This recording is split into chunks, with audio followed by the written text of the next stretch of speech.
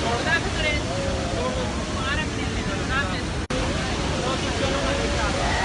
วัสดีค่ะยินดีต้อนรับสู่เพจพาเที่ยวโดยคนไทยในสวิตทัวร์บายเตนะคะ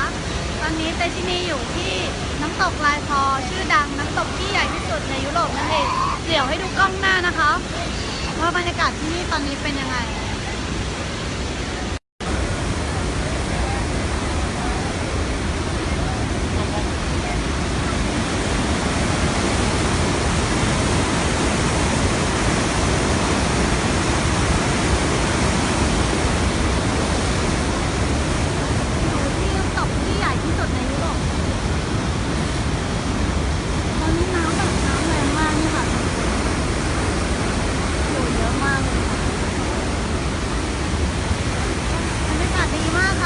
ตอนนี้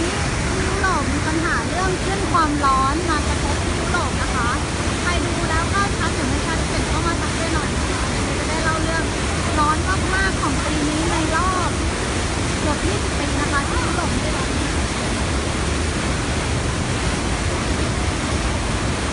ฝั่งนี้เป็นโรงแรมนะคะ แล้วก็มีข้ามเรือตรงนี้ก็มีตรงกลางสามารถข้ามเรือไปขึ้นตรงนั้นได้นะคะน้ำมันแรงแบบแรงมาก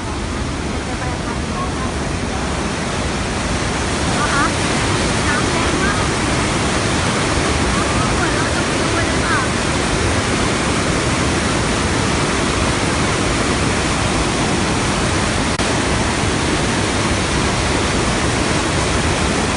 น้ำตกอันนี้เป็นน้ำตกที่ใหญ่ที่สุดในยุโรปนะคะ แล้วก็มีความแรงมากไม่อนุญาตให้ลงเล่นนะคะเพราะว่าอันตรายมากค่ะ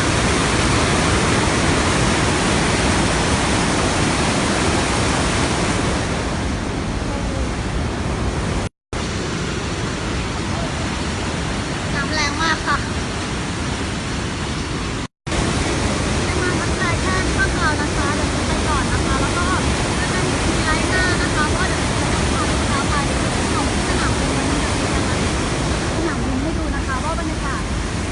ที่สนามบินสดๆเป็นยังไงบ้างเจอกันใหม่ไลน์หน้านะคะบายบายค่ะเจอกันใหม่ไลน์หน้านะคะข้างหลังเป็นน้ำตกนะคะนี่ค่ะน้ำตกแรงมากเลยค่ะเดี๋ยวให้ดูกล้องหน้าแล้วก็